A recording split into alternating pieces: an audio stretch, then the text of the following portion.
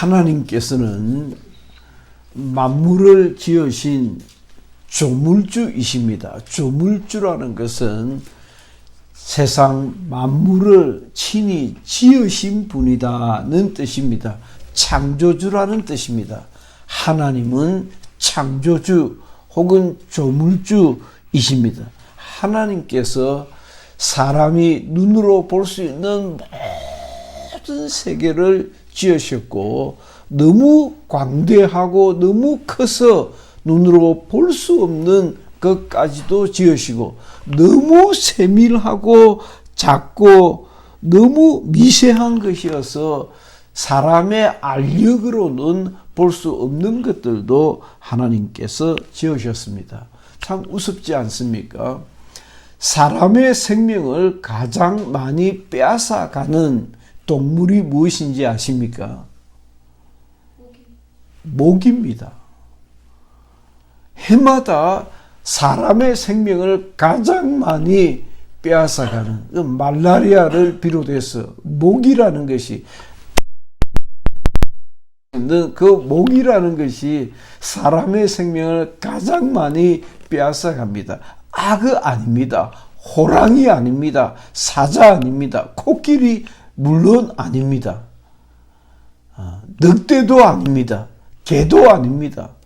오히려 그 지극히 하찮은 것이 사람의 생명을 가장 많이 빼앗아 간다고 합니다. 2위랑 비교가 되지 않을 만큼 많은 차이를 보이면서 우리의 생명을 위협하는 것이 오히려 모스키토, 모기라는 것이에요.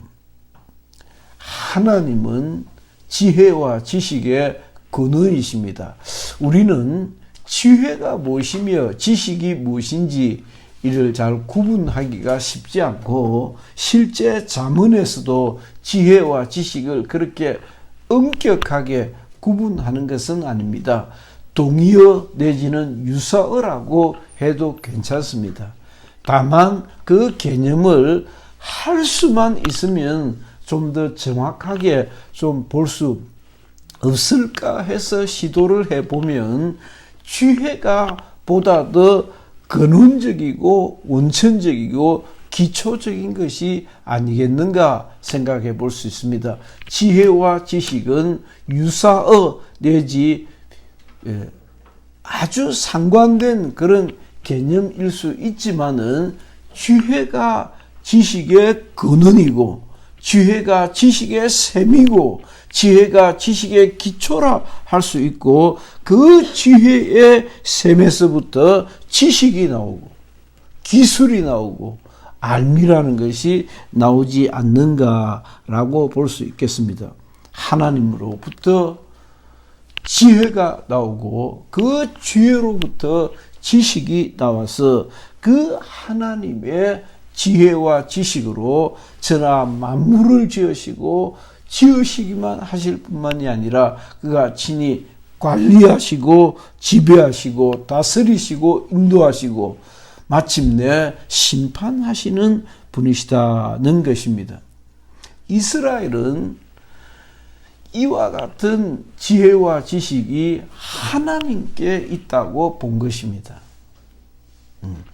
저들의 민족신 여호와라고 하는 민족의 신 여호와 하나님께 지혜가 있어서 여호와 하나님께 지식이라고 하는 모든 지식이 거기에 저장되어 있어서 그 하나님을 찾아 하나님을 경배하고 의지하고 또 구하는 것이 지혜로운 삶이다라고 판단했던 것입니다. 하나님께서 이스라엘을 먼저 선택하셨어요. 먼저 사랑하셨어요. 먼저 기뻐 받아주셨어요. 이스라엘은 주보에도 실려 있듯이 강한 민족도 아니고 대단한 민족도 아니고 큰 민족도 아닙니다. 예를 들면 중국은 크고 강한 나라입니다. 인도는 크고 가난한 나라입니다. 러시아가 전체 지구의 거의 절반을 차지하고 있습니다. 땅덩어리가. 난 그렇게 큰 줄 몰랐는데 우리 막내 동생 장로가 러시아 전문가잖아요. 그래, 땅덩어리가 절반 이상 된다. 이상이라고 내가 들은 것 같아요. 절반 이상 된다고. 그 동토의 땅, 그 넓은 땅 밑에 어마어마한 천년 자원들이 있고 그 자원들을 가지고 있는 나라가 러시아예요. 그런데 돈이 없어서 가난해서 자원을 개발할 힘이 없는 거예요. 그러나 어마어마하게 큰 나라지요. 인도가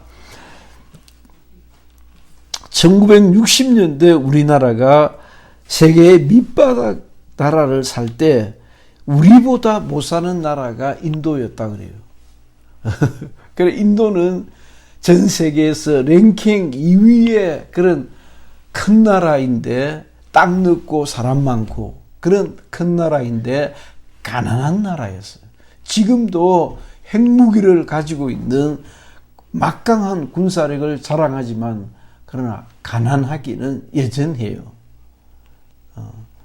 그러니까 뭐 내가 거처로 삼았던 그 선교 지역으로 삼았던 지역도 가보면 성도들이 아주 비난하게 살아요. 아궁이라 할 것도 없고 그냥 고대시대 사람들처럼 돌 몇 개 주섬주섬 잡아가 길거리에서 나무 주워와가 그래가지고 밥해 먹고 물 데우고 그렇게 지내요. 참 기가 차게 산다 싶었는데 짐지 생각해 보면 우리도 뭐 그렇게 산 지가 뭐 그렇게 오래됐지 않았죠. 나는 어릴 적에 연탄에서부터 시작인 것 같아요.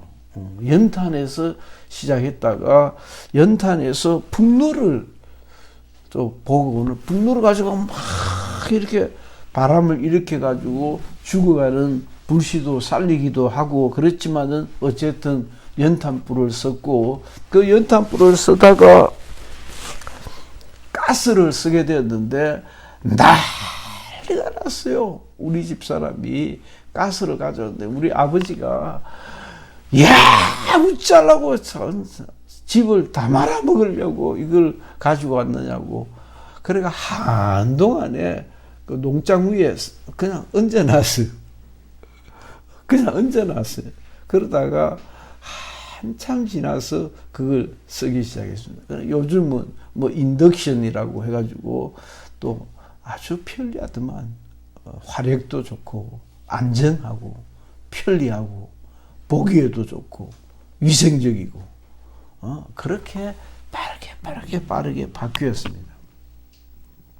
이스라엘은 그렇게 강하고 큰 나라가 아니었지만은 그들은 우리가 사는 길은 하나님을 찾아서 그분에게 잘 보이는 것밖에 없다라고 하나님을 의지하고 하나님께 생존의 길을 구했던 것입니다. 그것이 잠언이에요. 우리 하나님께서 우리에게 은혜를 많이 베푸셨어요. 그 은혜를 크게 둘로 나눌 수 있습니다. 하나는 일반 은총이라고 해요. 일반 은총 혹은 보편적 은총이라고 합니다. 보편이라는 말은 모든 사람이 누리는 은혜다는 것입니다. 그러니까 그 은혜를 일반 은총 혹은 보편 은총이라고 합니다. 그런가 하면 어떤 특별한 사람들만 받는 은혜가 있는데 그것을 특별 은총이라고 부릅니다. 오늘 구약 성경 잠언은 시편, 잠언, 전도서, 아가라고 하는 이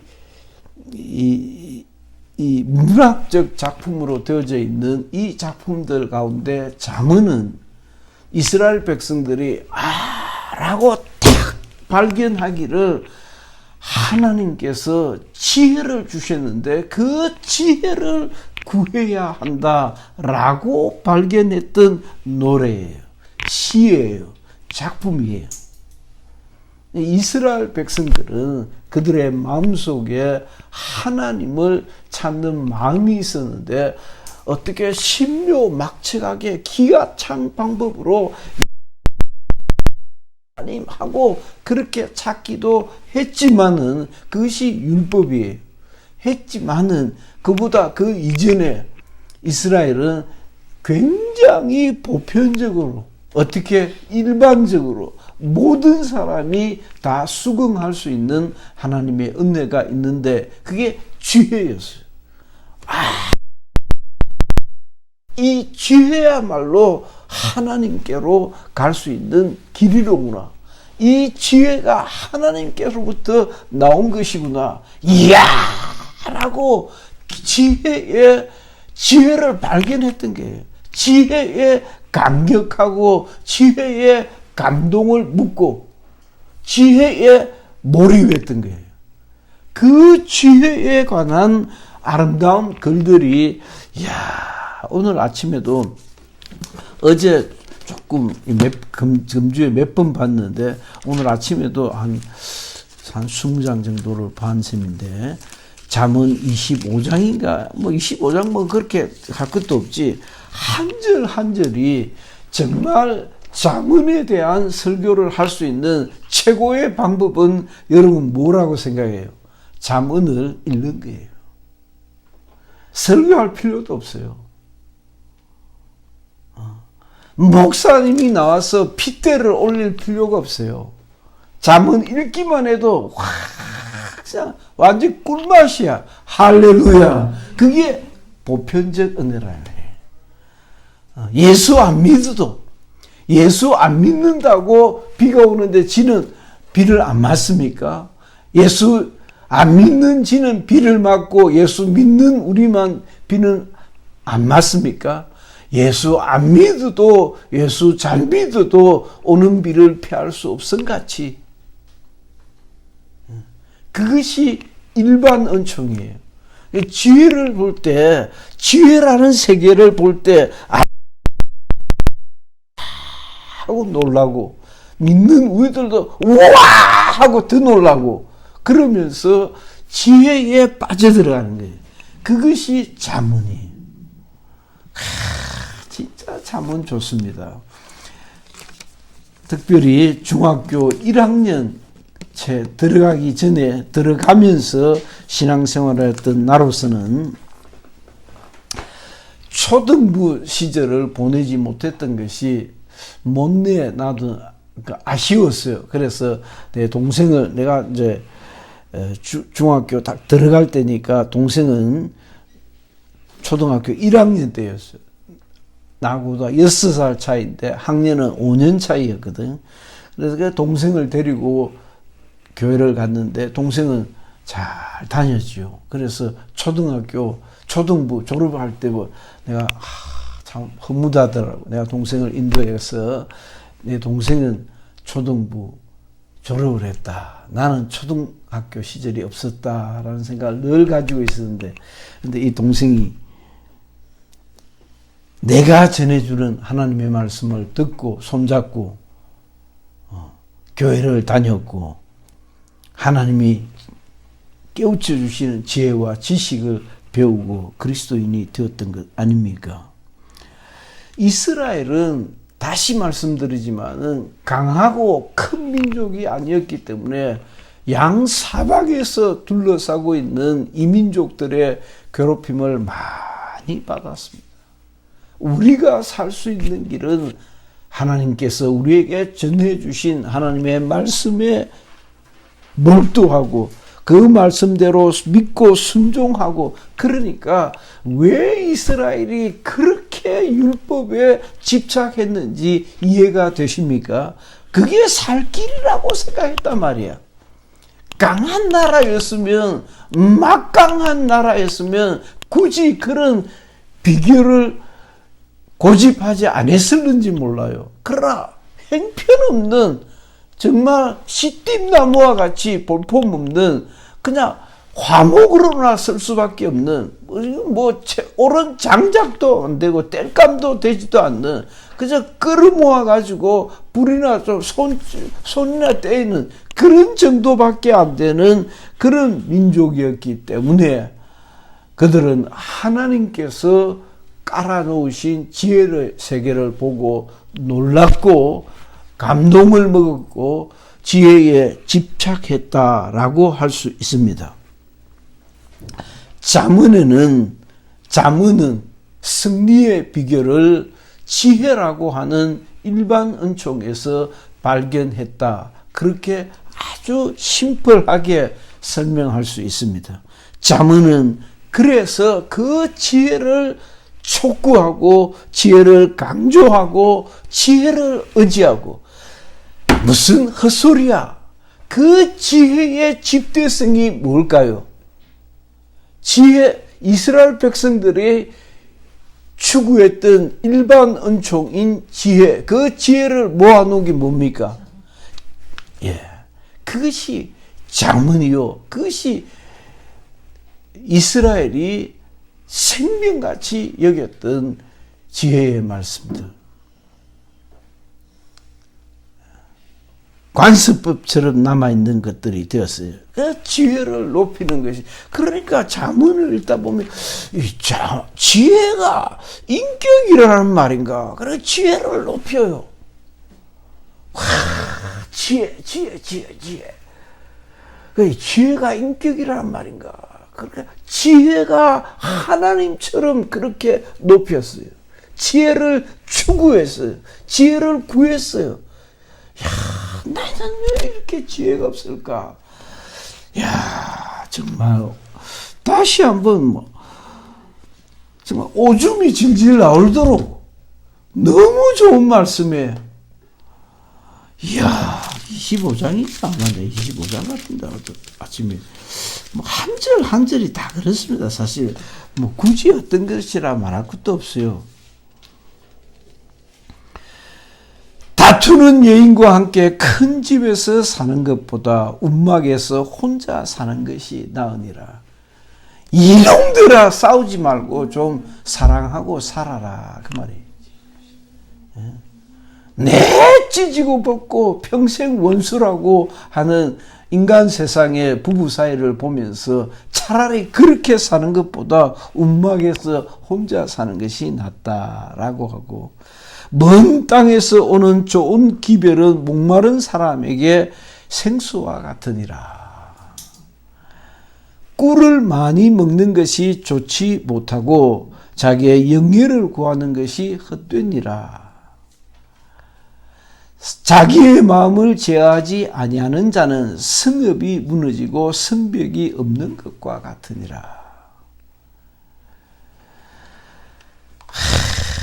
참 이스라엘에게 하나님께서 당신을 공개하셨는데, 하나님께서 공개하신 하나님의 세계에 달려있는 많은 보편적 은혜가 있습니다. 열심히 일하면 잘 살 수 있다. 그것도 하나예요. 정직하게 살아야 성공한다. 맞아요. 다른 사람한테 될 수 있으면 잘해야 된다. 그 말씀도 많이 있어요. 내가 했던 말이 다 있어요.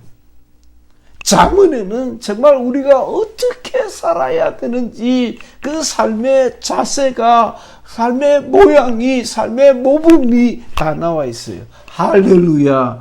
하나님께서 우리에게 예수 믿든지 안 믿든지 그 마음속에 읽으면 들으면 깨달을 수 있는 지혜의 말씀을 주신 것에 깊이 감사하는 거예요. 잠언은 지혜야말로 내가 살 수 있는 길이다라고 하는 승리의 비결을 담고 있습니다. 그렇게 사는 것이 아니야. 제가 몇 번 난 그렇게 안 하려고 했는데, 그렇게 하지 말아야 된다라고 배웠는데 왜 잠언에 있는 말씀에 귀를 못 기울였을까? 그래서 이럭저럭 1억이 더 되는 돈을 손해를 봤을까? 그냥 생돈 1억을 손해를 봤거든. 근데 잠언서에는 돈 빌려주지 말아 했어요. 돈 빌려주면 떼인다 해놨어요. 그 말씀이 좀 마음에 깊이 칵 박혔으면 아니지 그건 하고 없다 해야 되는데 없다 하는 말이 거짓말 같으니까 그냥 날름 빌려주다가 다 띄지. 잠언은 이 보편적인 이스라엘이 이렇게 살아야 되겠다고 했던 그 믿음이 고스란히 그려져 있어요. 이스라엘은 지혜라는 하나님의 은혜를 통하여 하나님의 나라를 보았고 지혜라고 하는 하나님의 그 일반 은총을 통해서 승리의 비결을 보았고 또 소망을 발견하였던 것입니다. 지혜롭지 못하고 생각하십니까? 잠언을 많이 읽으시기를 예수 이름으로 부탁드립니다. 정말 좋습니다. 깜짝깜짝 놀랄 정도로 좋습니다. 잠언을 가지고 핏대를 올리면서 설교도 할 필요 없어요. 열린 마음으로 1절부터 그냥 꾸준히 그냥 읽어가면 돼요.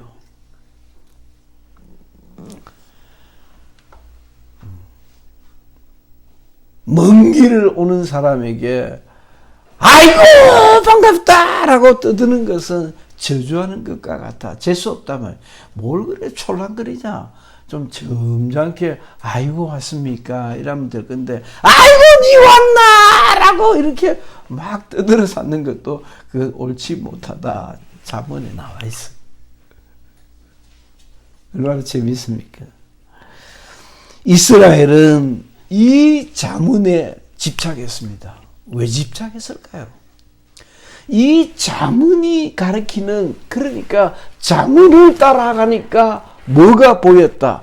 하나님이 보였던 거예요. 예수 그리스도가 보였던 거예요. 잠언을 따라가니까 잠언은 지혜로운 말씀입니다. 지혜로운 가르침이에요. 그 지혜로운 선진들의 가르침 따라가니까 마침내 이게 뭐지? 하나님 잘 섬겨야 한다 가르쳐주고 있는 거예요. 그렇게 사는 것이 아니야. 하나님을 경외하는 것이 지혜와 지식의 근원이다, 근본이다 라고 가르쳐주고 있는 거예요. 얼마나 감사합니까? 잠언은 하나님께로 인도하는 지혜로운 말씀이에요. 이게 일반 은총이니까 그게 아주 그냥 나이브하게 드러나게 확 보이지 않는데 잠언을 따라 막 살다 보니까 하나님을 섬기는 것이 복의 근원이구나 라고 발견했어요. 할렐루야 할렐루야. 그걸 발견하고는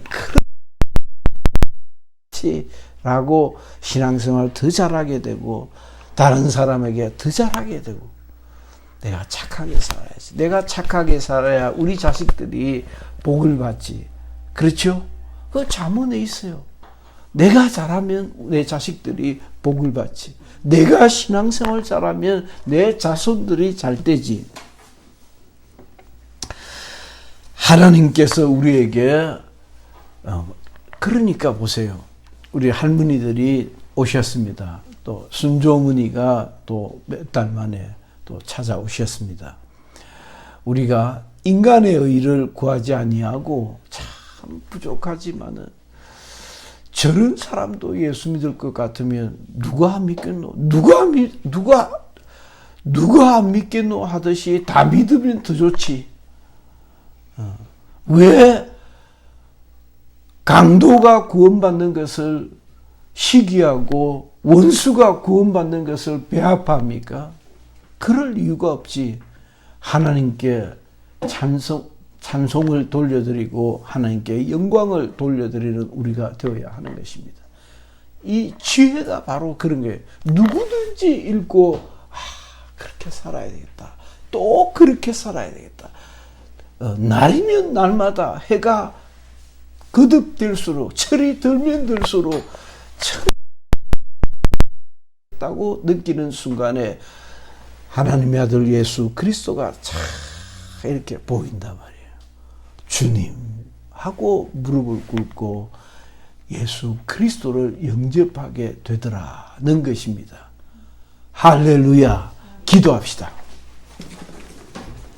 하나님께서 우리에게 공개하신 하나님의 비밀, 하나님의 약속, 하나님의 은혜를 감사하면서 참 미련한 인생들에게 하나님께서 지혜의 길을 열어주셔서 그 지혜라고 하는 일반 은총, 지혜라고 하는 보편적 은혜를 따라서 얼마든지 하나님을 찾고 발견할 수 있게 하신 것을 감사하는 것입니다.